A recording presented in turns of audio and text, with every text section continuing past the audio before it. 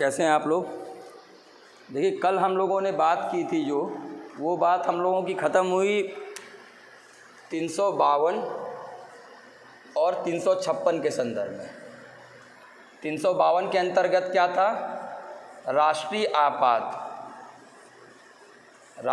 आपातकाल जिसे हम इमरजेंसी कहते हैं।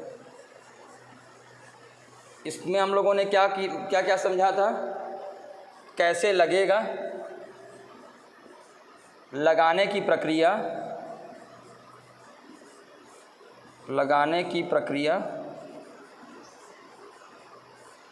और हटाने की प्रक्रिया और प्रभाव। फिर हम लोगों ने 356 के संदर्भ में समझा था कि 356 क्या है, राष्ट्रपति शासन।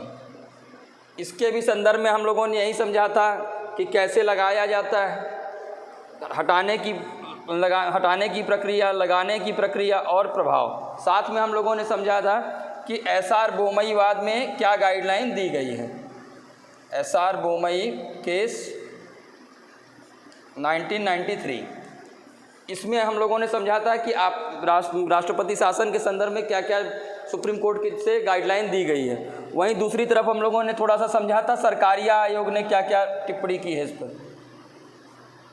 सरकारिया आयोग की रिकमेंडेशन को हम लोगों ने समझा था, संस्तुतियों को समझा था।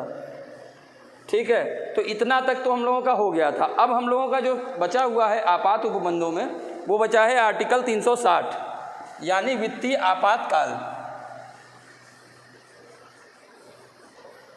वित्तीय आपातकाल को हम लोग आज समझेंगे। तो इस तरीके से हम लोगों का संविधान का भाग 18 यानी पार्ट 18 आपात उपबंध खत्म हो जाएगा।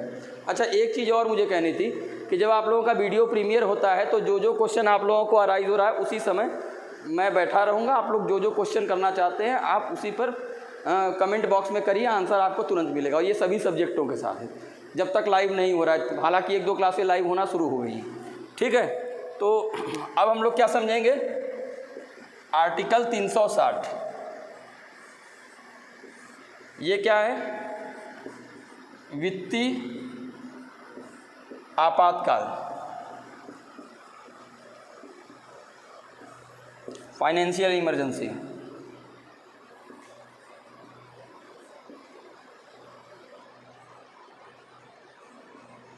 अब हम लोग देखते हैं कि देखिए हम लोग लोकतांत्रिक व्यवस्था में हैं और आज के वर्तमान अगर हम लोकतांत्रिक व्यवस्था में देखें, चाहे लोकतांत्रिक हो चाहे तानाशाही क्यों न हो, हर देश की एक इकॉनमी होती है, एक इकोनॉमिकल स्ट्रक्चर होता है। तो हमारे जब संविधान लिखा जा रहा था या संविधान सभा के लोग उस समय ही ये सोच चुके थे कि हो सकता है कि कोई ऐसी विकट परिस्थिति आ जाए, इकॉनमी कोलैप्स कर जाए, हमारे ऊपर बहुत ज़्यादा ऋण हो जाए, हमारा साख कमज़ोर हो जाए।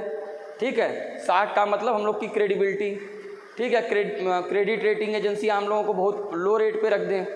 तो ऐसी परिस्थितियाँ आ जाएंगी, तब हम लोगों का किस तरीके का ढांचा होगा।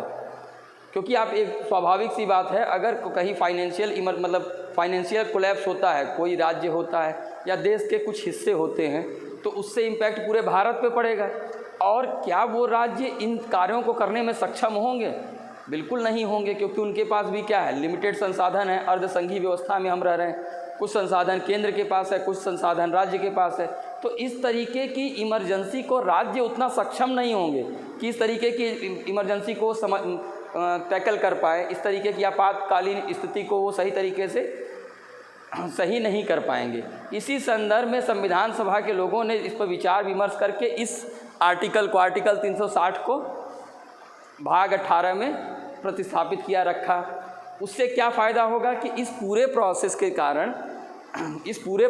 कारण जिस प्रकार से 356 हो या 352 हो तो केंद्र सरकार को शक्ति मिलती है, उसी प्रकार से केंद्र सरकार को शक्ति मिल जाएगी।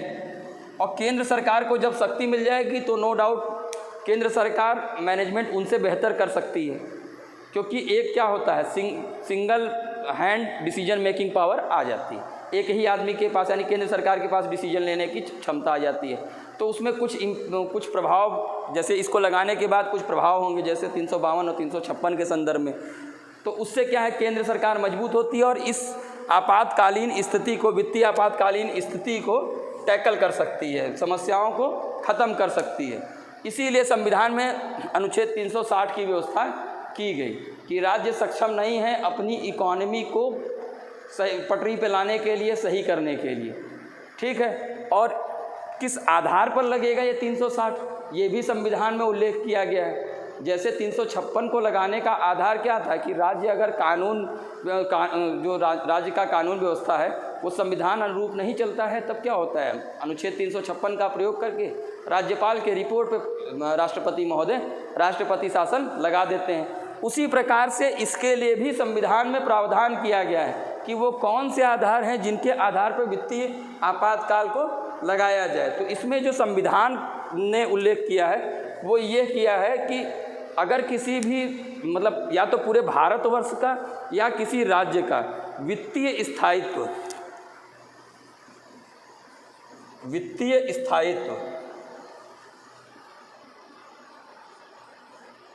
वित्तीय स्थायित्व एवं साख अगर प्रभावित होती है, कमज़ोर होती है, इसमें समस्या उत्पन्न होती है, तो क्या होता है, तब वो 360 का प्रयोग करके मंत्रिपरिषद के सलाह पर राष्ट्रपति महोदय वित्तीय आपातकाल को लगा देते हैं। तो हम लोग पहले बात समझते हैं कि वित्तीय स्थायित्व क्या होता है। वित्तीय स्थायित्व और साख, ये आप लोग इकॉनमी में पढ़ेंगे, बेसिकली इकॉनमी का टॉपिक है, लेकिन थोड़ा सा बता देते हैं। वित्तीय स्थायित्व का मतलब सबसे पहली बात होती है कि राजस्व का वितरण, कि क्या जो राजस्व आ रहा है, जिसको हम क्या कहते हैं, आगे पढ़ेंगे आप लोग, करंट अकाउंट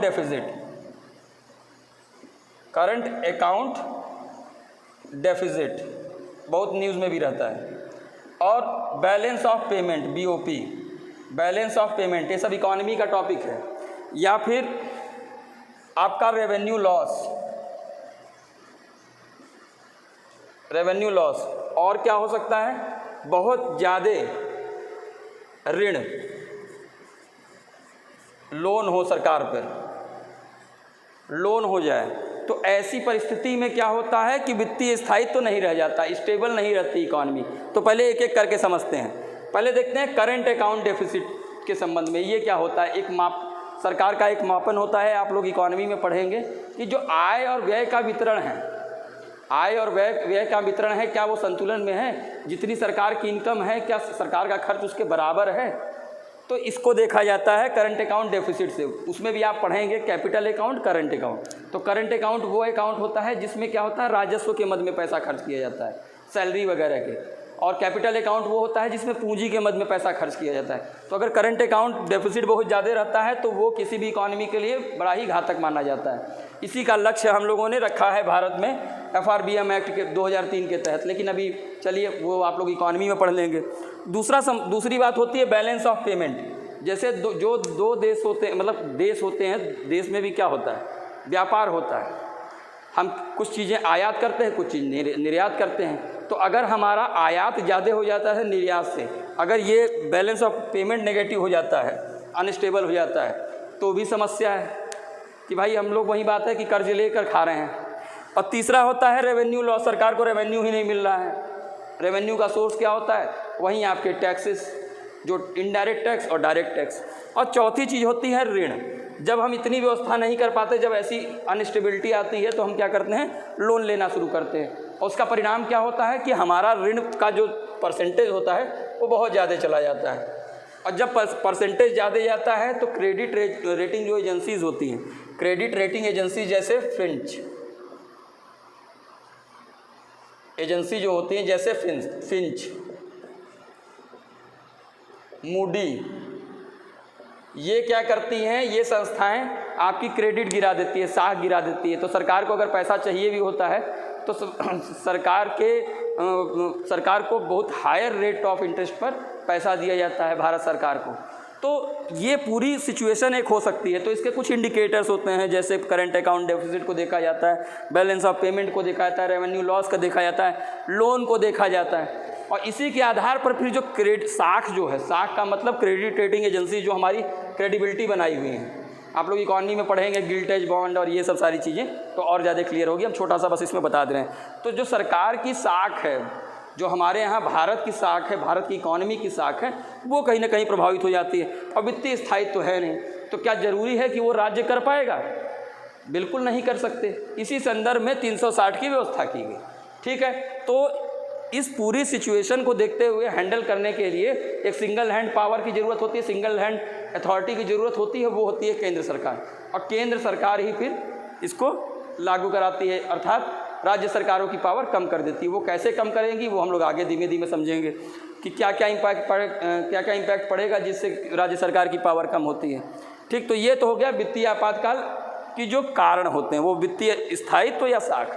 इससे अच्छा एक चीज़ और है, एग्ज़ाम में कभी भी आपको इसी टर्मिनोलॉजी से ही क्वेश्चन बना सकता है, 2-3 ऑप्शन दे देता है कि यार किन किन आधारों पर होगा। तो वित्तीय स्थायित्व थोड़ा सा ब्रॉड, बहुत व्यापक शब्द है, उसके अंतर्गत फाइनेंशियली जितनी भी चीज़ें हैं वो सब आती हैं। तो कभी एग्ज़ाम में इस तरीके का MCQ बनेगा तो ध्यान रखिएगा। ठीक है, तो ये लगाया कैसे जाता है, ये तो बात हो गई कि कब लगेगा। जब ऐसी सिचुएशन होगी जब पूरे देश का या किसी क्षेत्र का वित्तीय स्थायित्व संकट में आ जाएगा, तब इसको लगाया जाएगा।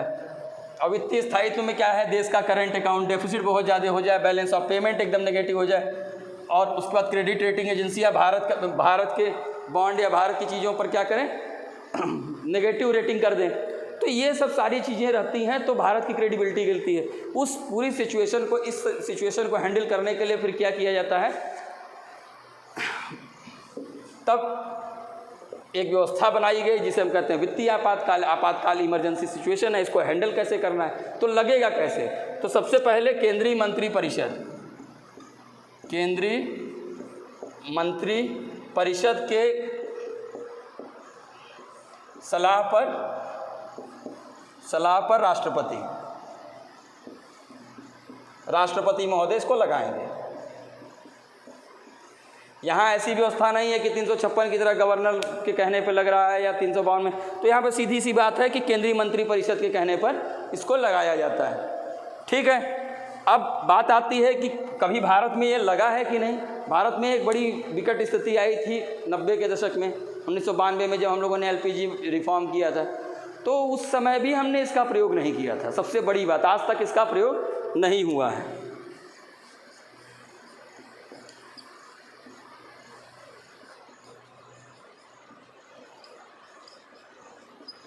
प्रयोग नहीं हुआ है। अब हम लोग बात करते हैं इसके आगे वाले पे कि मान लीजिए कि यहाँ पर राष्ट्रपति महोदय लगा दिए, लेकिन चूँकि हम लोग किस लोकतांत्रिक व्यवस्था में हैं, जब तक हमारी प्रतिनिधि सभा, जहाँ पे हमारे प्रतिनिधि ने बैठते हैं, वो जब तक अनुमोदित नहीं कर देगी, अर्थात जनता की राय नहीं होगी, तब तक ये वैलिड नहीं माना जाता। इसी के संदर्भ में फिर क्लॉज रखा गया है कि 2 महीने के भीतर, जिस प्रकार से 356 में रखा गया था, जैसे देखिए, मंत्री परिषद राष्ट्रपति को बोलेगी, राष्ट्रपति जब भेजेंगे लगा देंगे, जिस दिन बोलेंगे राष्ट्रपति लग जाएगा, लेकिन 2 माह का समय दिया जाएगा। 2 माह का समय दिया जाएगा। इस 2 माह में लोकसभा, राज्यसभा दोनों से ही अलग अलग साधारण बहुमत से पारित होना चाहिए। साधारण बहुमत से पारित होना चाहिए।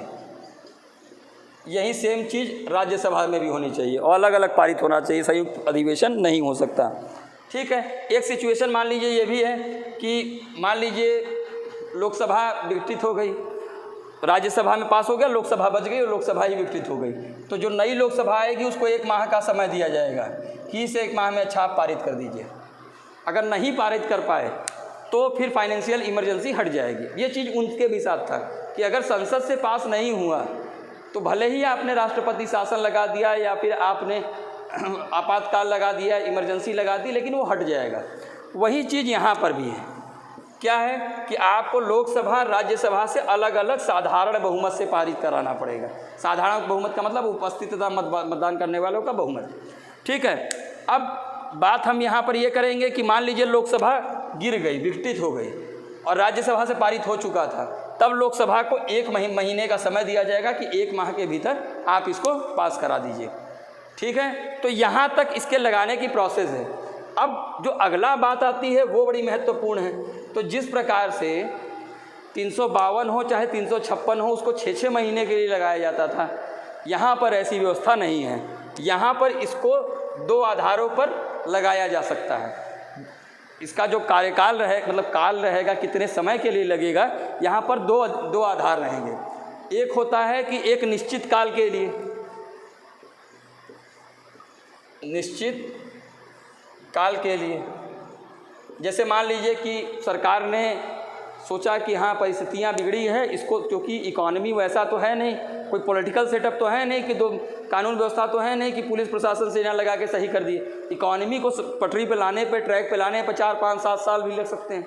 तो सिचुएशन तो किसी ने नहीं देखी है। तो एक होता है कि एक एग्जम्पशन करती है सरकार के जितने भी वित्तीय मामलों के जानकार होते हैं, या फिर हमारे जितने भी फाइनेंस मिनिस्ट्री के अंतर्गत आने वाले जितने अधिकारीगण होते हैं, पॉलिसी मेकिंग करने वाले होते हैं, उन लोगों का एक मानना होता है, एग्जम्पशन होता है कि 4 साल में सही कर लेंगे, 6 साल में सही कर लेंगे। तो एक निश्चित काल उन्होंने निर्धारित कर देते हैं, जैसे मान लीजिए 7 साल या 10 साल, मान लीजिए 10 साल, ये निश्चित काल के लिए हो गए कि इतने समय तक रहेगी, ठीक है। और एक होता है अनिश्चित काल, कि सरकार को भी नहीं पता कि क्या स्थिति हो सकती है। जैसे मान लीजिए पाकिस्तान की इकॉनमी को देखिए वर्तमान में, तो उसका तो पता ही नहीं है कि वो कितने समय में ट्रैक पे आएगी, तो एक अनिश्चित काल के लिए आएगी। तो यहाँ पर दिन नहीं निर्धारित होता। और एक और चीज़, इसको बार बार रिवाइज करके लगाया नहीं जाता, ये भी महत्वपूर्ण चीज़ है। एक बार लगा दिया, हो गया, फिर हटाएंगे कैसे? फिर राष्ट्रपति महोदय को ऐसा प्रतीत हो कि अब हो गया है, अब सब सही हो गया है, तो उस समय इसको हटा भी सकते हैं। वास्तविक रूप में ये कौन निर्णय करता है? मंत्री परिषद करती है। मंत्री परिषद के सलाह पे राष्ट्रपति महोदय करते हैं, तो नाम तो राष्ट्रपति का है, ठीक है। तो राष्ट्रपति महोदय जब चाहें इसको हटा सकते हैं।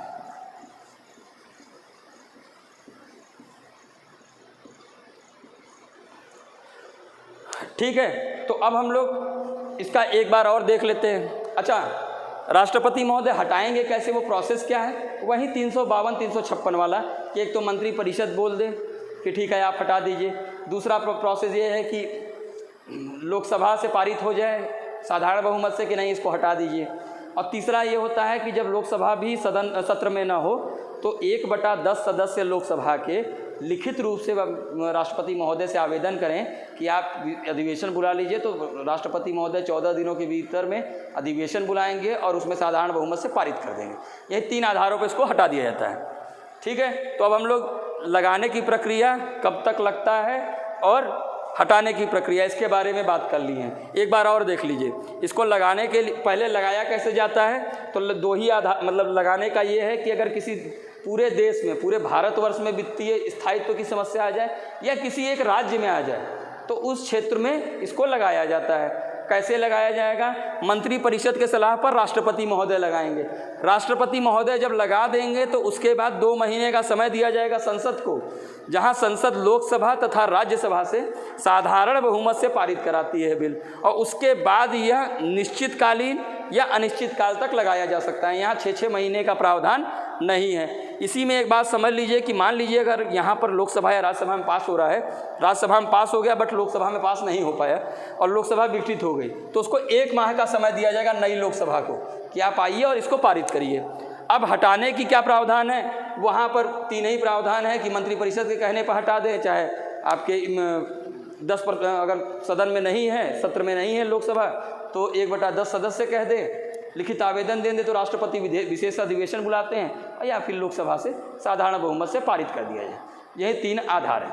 तो इस तरीके से हम लोगों ने लगाने, हटाने और इसकी प्रक्रिया को समझ लिया।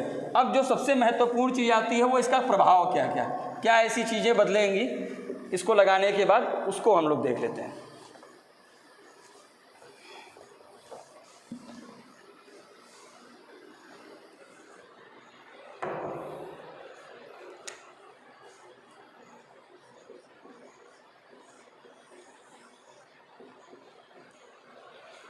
प्रभाव की जब हम लोग बात करते हैं तो सबसे पहले हम लोग देखेंगे,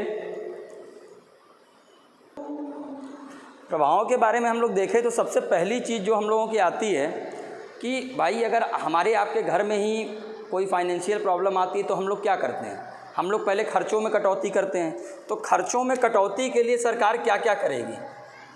खर्चों में कटौती करती है सरकार, तो इस खर्चों में कटौती को किस स्तर से आप कंप्लीट कर सकते हैं?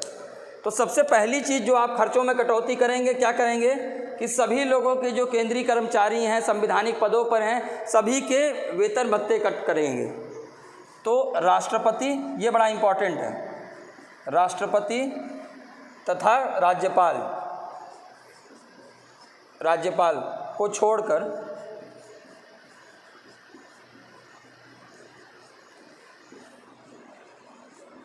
सभी संवैधानिक पदों पर बैठे लोगों के वेतन भत्तों में कटौती। पदों पर बैठे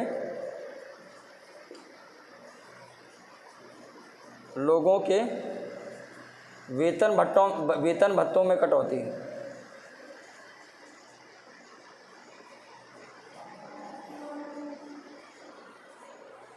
सबसे पहले क्या करेंगे, कटौती करेंगे सैलरी में। तो सैलरी में किसकी कटौती कर, मतलब किस किस पदों पर बैठे लोगों की सैलरी में कटौती करेंगे, भत्तों में कटौती करेंगे। तो उस एक्सपेंडिचर को कम करने के लिए सभी लोगों का कम कर दिया जाएगा, प्रधानमंत्री का, उसके बाद मुख्यमंत्री का, सभी पदों पर आसीन व्यक्तियों का सैलरी कट कर दी जाएगी, सिवाय 2 पदों को छोड़ के, वो है राष्ट्रपति और राज्यपाल। यही इंपॉर्टेंट है एग्ज़ाम के लिए, तो इस बात को याद रखिएगा कि राष्ट्रपति और राज्यपाल को छोड़कर सभी पदों पर कटौती की जाएगी। दूसरी चीज़ क्या होती है कि राज्यों के बजट को, दूसरी चीज़ है राज्यों के बजट या वित्त विधेयक या धन विधेयक, मतलब पैसे वाले जितने भी विधेयक हैं, सरकार चाहे, केंद्र सरकार चाहे तो वो अपने पास मंगा सकती है। वो भी कैसे? जैसे राज्यपाल महोदय क्या करते हैं, आर्टिकल 200 के तहत आरक्षित करते हैं विधेयक, उसी के तहत इन तीनों विधेयक को, बजट को भी राज्यों के, उनके वित्त विधेयक को, धन विधेयक को, सारे ऐसे विधेयक जो धन से संबंधित हैं, उनको राष्ट्रपति जी के लिए आरक्षित किया जा सकता है, राष्ट्रपति महोदय के लिए आरक्षित किया जा सकता है। ये बड़ा इम्पॉर्टेंट है। अब राष्ट्रपति उस पर निर्णय देंगे। राष्ट्रपति निर्णय लेने का मतलब क्या है कि केंद्र सरकार निर्णय लेगी, जो भी मंत्रिपरिषद कहेगी वो राष्ट्रपति महोदय को मानना पड़ेगा। तो क्या करते हैं, राज्यों के बजट, वित्त विधेयक, धन विधेयक, सारे तरीके के वित्त से जुड़े हुए विधेयकों को राष्ट्रपति महोदय के लिए आरक्षित कर दिया जाता है। और तीसरी चीज़ क्या होती है, तीसरी चीज़ जो इम्पोर्टेंट है वो ये है कि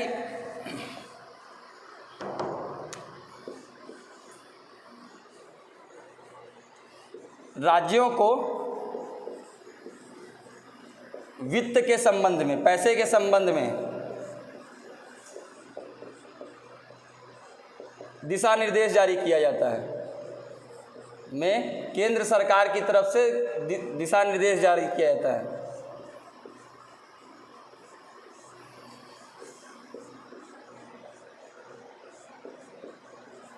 निर्देश जारी किया जाता है, निर्देश जारी किया जाता है, और ये निर्देश उनको मानना बाध्यकारी है, बाध्य हैं वो किसी भी तरह इसकी अवहेलना नहीं कर सकते। ठीक है, तो ये हमारे बेसिकली चेंजेस आते हैं। लेकिन इस पूरे के पूरे आप प्रभाव में देखते हैं तो एक चीज़ बड़ी अलग है। यहाँ ऐसा कुछ नहीं होता जैसे 352 में होता है, 356 में होता है कि राज्य की विधानमंडल पर प्रभाव पड़ता है। राज्य के विधानमंडल को क्या किया जाता है, संसद के अधीन कर दिया जाता है, विधानमंडल, उसके बाद कार्यपालिका, इन सब चीज़ों पे बहुत ज़्यादा प्रभाव नहीं पड़ता। और न्यायपालिका, इन पर कोई भी प्रभाव नहीं पड़ता।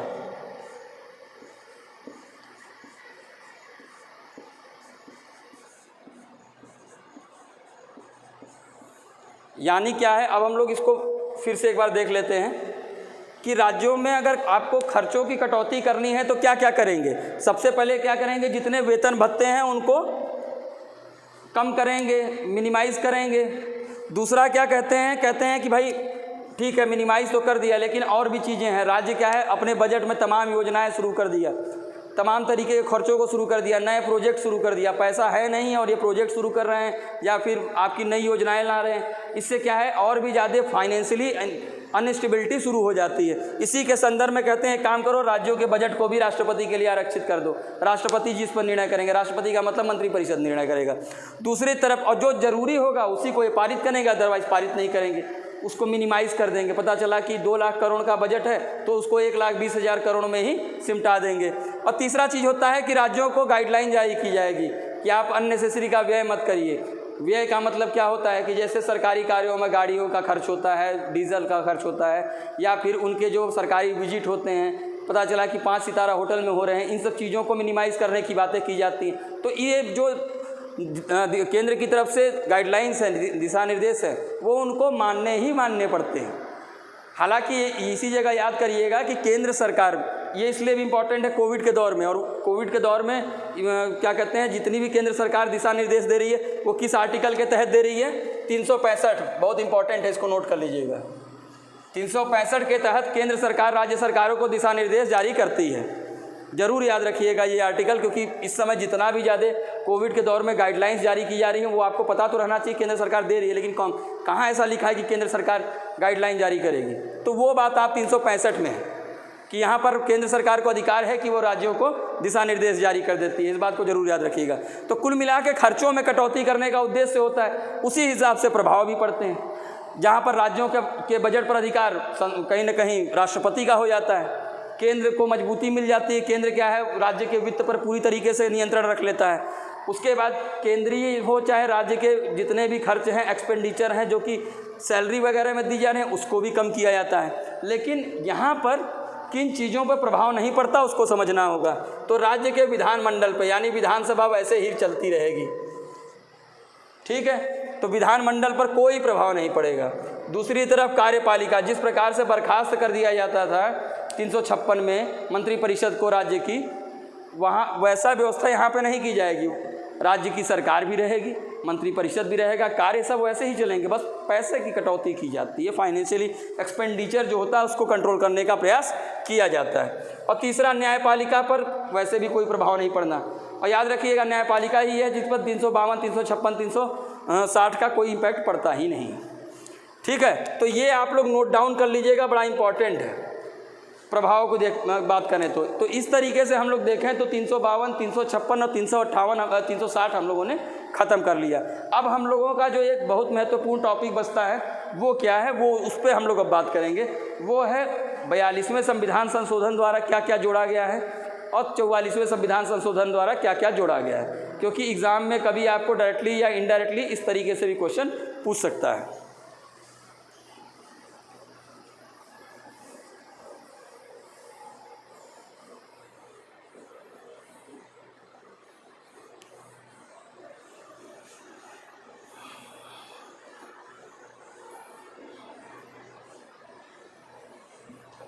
तो जब भी आप लोग का वीडियो ये प्रीमियर होगा तो आप लोग को जो भी क्वेरी रहेगी आप उसमें कमेंट बॉक्स में लिखते रहेंगे और हम उसका जवाब आपको उसी कमेंट बॉक्स के सहारे देते रहेंगे, ठीक है। तो इस बात को भी ध्यान रखिएगा। चलिए हम लोग सबसे पहले समझते हैं 42वें संविधान संशोधन द्वारा क्या क्या चेंज लाया गया। तो हम लोग पहले देखेंगे 42वें संविधान संशोधन द्वारा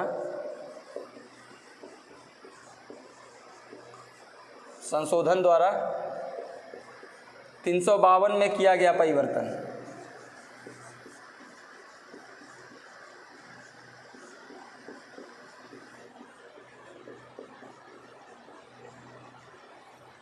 तो सबसे पहली चीज़ जो 42वें संविधान संशोधन में की गई थी वो ये की गई थी कि पहले क्या व्यवस्था थी कि जब हम नेशनल इमरजेंसी यानी राष्ट्रीय आपातकाल लगाते थे तो उसमें हम संपूर्ण भारत में लगाते थे। वहाँ कहीं प्रावधान नहीं था कि आप किसी विशेष क्षेत्र में ही लगाएं, जबकि वास्तविकता तो ये है कि मान लीजिए युद्ध हो गया, बाह्य आक्रमण हो गया या आंतरिक अशांति हो गई, तो ज़रूरी थोड़ा ना कि पूरे देश में हो। भाई बॉर्डर एरिया डिस्टर्ब रहेगा तो पूरा देश प्रभावित, लेकिन बॉर्डर एरिया ज़्यादा इम्पैक्ट उसका ज़्यादा बॉर्डर एरिया में रहेगा।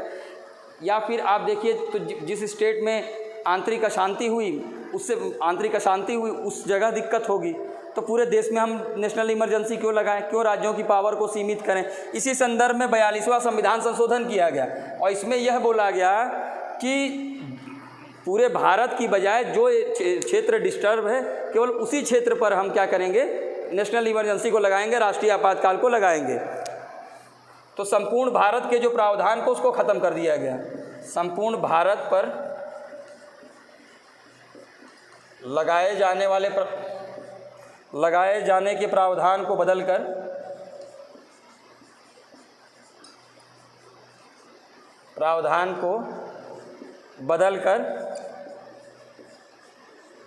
क्षेत्र विशेष में ही लगाने का प्रावधान किया गया, लगाने का प्रयास किया गया।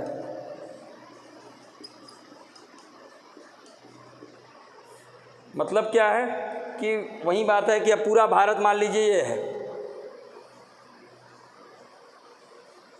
भारत का बॉर्डर एरिया मान लीजिए पाकिस्तान से सटा हुआ है। अब इधर हमारे राजस्थान, गुजरात प्रभावित है। अब पूरे देश में क्यों हम आपातकाल लगाएं? तो हम केवल इसी क्षेत्र में आपातकाल लगा देंगे, पूरा भारत वैसे ही चलता रहेगा। तो ये वाला प्रावधान किया गया किसमें, 42वें संविधान संशोधन में।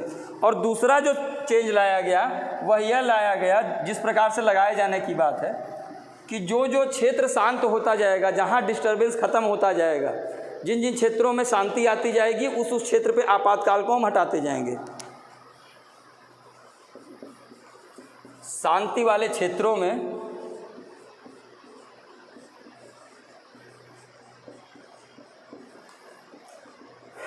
आपातकाल को ख़त्म करने की बात,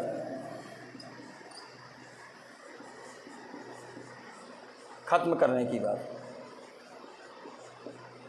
यानी क्या है कि मान लीजिए कि अब गुजरात में प्रॉब्लम नहीं रह गई, केवल राजस्थान बॉर्डर पे ही समस्या रह गई, तो वहाँ क्या करेंगे, गुजरात में हटा देंगे, केवल राजस्थान में ही आपातकाल लगा रहेगा। मान लीजिए कि घुसपैठ हो गई, यानी वाह्य आक्रमण हो गया, अब उस क्षेत्र से हट के इधर हो गया, तो उधर आपातकाल लगाने की आवश्यकता क्या है, अननेसेसरी का डिस्टर्ब एरिया घोषित करने की ज़रूरत क्या है। इसी संदर्भ में इसको लाया गया। अब हम लोग बात करते हैं जो सब बहुत ज़्यादा महत्वपूर्ण है, वो है 44वें संविधान संशोधन द्वारा क्या क्या परिवर्तन किया गया।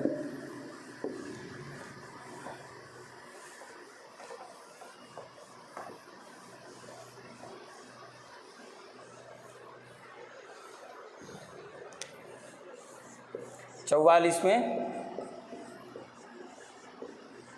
संविधान संशोधन द्वारा परिवर्तन।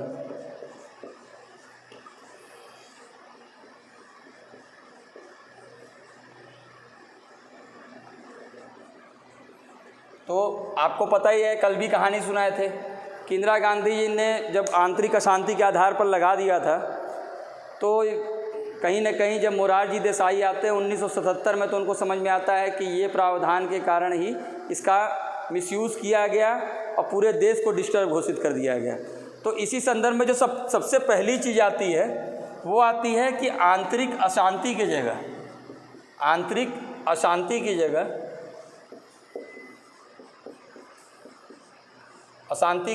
सशस्त्र विद्रोह शब्द जोड़ा गया। 352 के संदर्भ में हम लोग देखना है, जगह सशस्त्र विद्रोह जोड़ा गया, शब्द जोड़ा गया।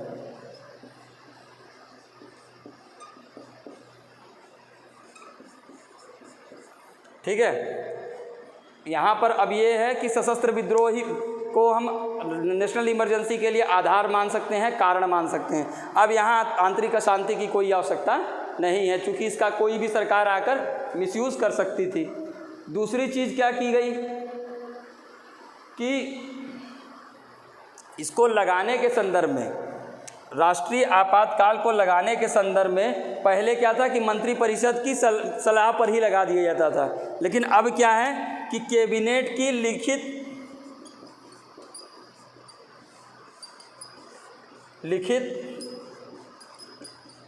परामर्श पर ही,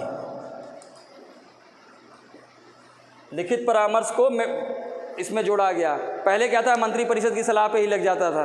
अब मंत्रिपरिषद इतनी बड़ी है, पता चला कोई मान लीजिए कि प्रधानमंत्री बहुत मजबूत आया, वो किसी की बात नहीं सुनता हो, मंत्रिपरिषद भी उससे डरती हो, वो ऐसे ही बोल देता हो।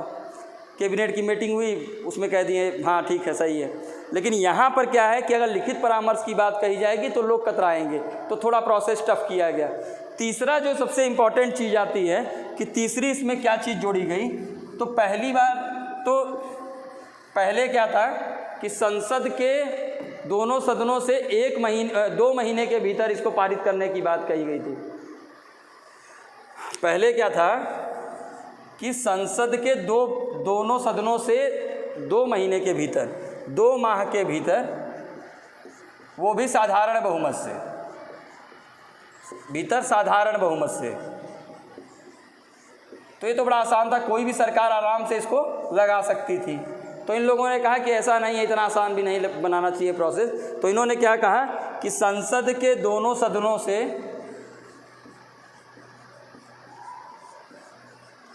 से 1 माह के भीतर, वो भी विशेष बहुमत से, ये जो सबसे इम्पॉर्टेंट चीज़ है, ये सबसे ज़्यादा टफ हो जाता है, क्योंकि उपस्थित तथा मतदान करने वालों का 2/3 तथा बहुमत, इसकी बात कही जाती है विशेष बहुमत में। और वो भी 1 माह के भीतर दोनों सदनों से अलग अलग पारित करना, ये अपने आप में बहुत बड़ा टफ टास्क है। इसमें तो वही गवर्नमेंट कर सकती है जो प्रचंड बहुमत से आई हो, जिसका राज्यसभा और लोकसभा दोनों जगह बहुमत हो, तभी वो इसको लागू कर सकती है। तो इतना आसान तो है नहीं, और ज़रूरी नहीं है कि जिसका बहुमत हो वो राज्यसभा में भी बहुमत होगा, क्योंकि राज्यसभा में बहुमत के लिए क्या ज़रूरत है कि सभी राज्यों में उनकी सरकारें हों, ज़्यादा से ज़्यादा राज्यों में, तभी उनका राज्यसभा में ज़्यादा प्रतिनिधित्व रहेगा, और तभी वो इस तरीके के बिल को, मतलब आपातकाल, राष्ट्रीय आपातकाल को लगा सकते हैं।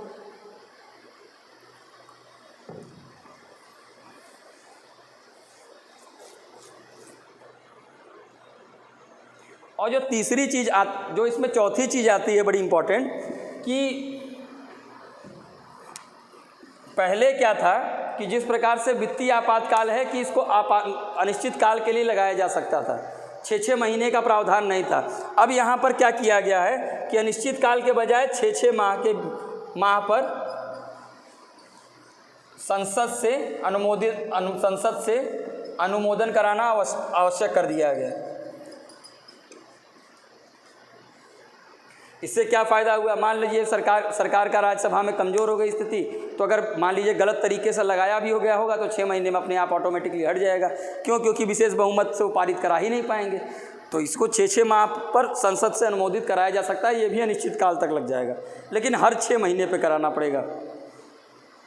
उसके बाद इसमें एक और चीज़ की गई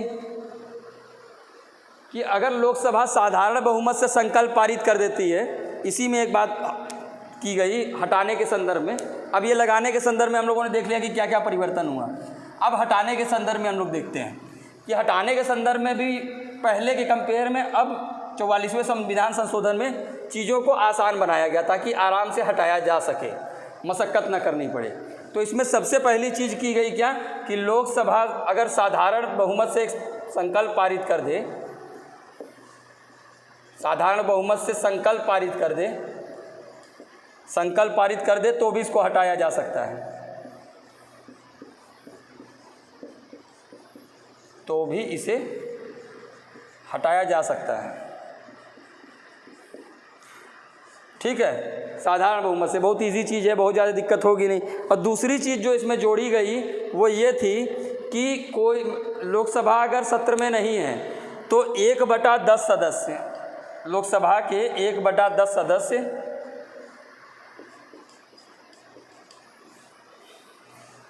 राष्ट्रपति से लिखित रूप में बोलते हैं कि इसको हटाया जाए, तो राष्ट्रपति 14 दिन के भीतर विशेष अधिवेशन बुलाएंगे और उस विशेष अधिवेशन में इसे हटाने की बात, इसको हटा दिया जाएगा, साधारण बहुमत से पारित करके इसे हटा दिया जाएगा। तो कुल मिलाकर 44वें संविधान संशोधन में अगर हम लोग कंक्लूड करें तो यही पता चलता है कि 44वें संविधान संशोधन में 352 को लगाना टफ किया गया और हटाना बहुत आसान कर दिया गया। इस टाइप का भी स्टेटमेंट कभी ना दिख जाए आप लोग को कि लगाने और हटाने को लेके कि क्या किया गया 44वें और 42वें संविधान संशोधन में। तो इस तरीके से देखा जाए तो इसको लगाना बहुत टफ कर दिया गया। अब नॉर्मल सरकार अगर बहुत ज़्यादा बहुमत में नहीं है, बहुत में जो सीटें नहीं उसकी आई हैं, तो आसान नहीं है कि वो इमरजेंसी लगा ही दे। जेन्युइन कारण होगा तो बिल्कुल लग जाएगा कि पता चला अटैक हो गया तो भाई सर्वदलीय बैठक भी बुलाई जाती है, सभी पार्टियां सपोर्ट भी करती हैं कि नहीं भाई ठीक है। लेकिन अगर गलत तरीके से लगाने का प्रयोग करेगा तो मिसयूज़ नहीं कर सकते, इसका मिसयूज़ आप नहीं कर सकते। तो ये प्रावधान किए गए। तो ये जो आपके जो 352, 356, 360, उसके बाद 44वां संविधान संशोधन, 42वें संविधान संशोधन से जो परिवर्तन आया, बहुमतवाद, सरकारिया आयोग, ये जितने हम लोगों ने टॉपिक देखे उसमें हम लोगों ने इसको आपात उपबंधों को पूरी तरीके से समाप्त कर लिया। अब एक पोर्शन बचा है हम लोगों का, वो बचा है आपात उपबंध से रिलेटेड क्वेश्चन। आपात उपबंध के जितने भी क्वेश्चन आए हैं प्रीवियस ईयर या कुछ नए बन सकते हैं, उसकी बात करेंगे। Question paper practice, question analysis, इसकी भी बात करेंगे। और आप लोग धीमे धीमे मेंस के भी आंसर लिखना थोड़ा बहुत शुरू कर दीजिए, प्रैक्टिस बनाइए, कम से कम देख देख के लिखिए अगर सिविल सर्विसेज में आना है तो। क्योंकि सबसे इम्पॉर्टेंट चीज़ क्या होती है कि आप पीटी पास भी कर जाएं, लिखने की अगर प्रैक्टिस नहीं है तो जब समय बहुत कम बचता है, 2-3 महीने का मेंस होता है, तो उसमें लिखना आसान नहीं होता। आप इतनी जल्दी प्रैक्टिस नहीं कर सकते। 40 पेज 50 पेज जो आपको मेंस में लिखना है वो इतना आसान नहीं है कि आप लिख लेंगे। उसकी आप उसको तभी लिख सकते हैं जब अभी से प्रैक्टिस करें, ठीक है। तो इस तरीके से हम लोग का ये टॉपिक समाप्त हुआ। अब इसके बाद हम लोग एक बार क्वेश्चन पेपर एनालिसिस करेंगे, और क्वेश्चन पेपर जो प्रीवियस ईयर में आए हैं करने के बाद अब हम लोगों का जो टॉपिक शुरू होगा वो टॉपिक शुरू होगा जुडिशरी, न्यायपालिका। उसके बाद हम लोग चलेंगे पंचायती राज पे। पंचायती राज के बाद बचा हम लोगों का संस्थाएं और केंद्र राज्य संबंध। संस्थाओं में नीति आयोग, उसके बाद अंतर्राज्यीय परिषद, इस तरीके की नदी जल विवाद, ये सब हम लोग करके फिर संस्थाएं देख लेंगे। अब एक बात याद रखिएगा कि आप लोग को क्वेश्चन जो भी, चूँकि क्या हुआ कि लाइव सेशन तो हो नहीं पाया था पहले, अब हो जाएगा लाइव सेशन। तो जो आप लोग को क्वेश्चन पूछना रहे करेगा कमेंट वगैरह में पूछ लिया कीजिए, वहाँ पर जवाब आपको मिल जाएगा। और सभी सब्जेक्टों के साथ जब प्रीमियर होता है तो उस समय बैठ के आप क्वेश्चन पूछ लिया कीजिए। उस समय तक आपकी जो टीचर हैं अवेलेबल रहेंगे, वो आपको आंसर देंगे, ठीक है। तो इस तरीके से अब हम लोग चलेंगे। इस सब्जेक्ट को लगभग हम लोगों ने 70% कवर भी कर लिया। अब पंचायती राज इंस्टीट्यूशंस ये बचे, उसके बाद आपका संवैधानिक विकास का एक चैप्टर बचा है जिसमें कैसे क्या क्या हुआ। हालांकि आप लोग हिस्ट्री में भी पढ़े थे, लेकिन अब पॉलिटी पॉइंट ऑफ व्यू से थोड़ा सा बस उसको बचा है देखना।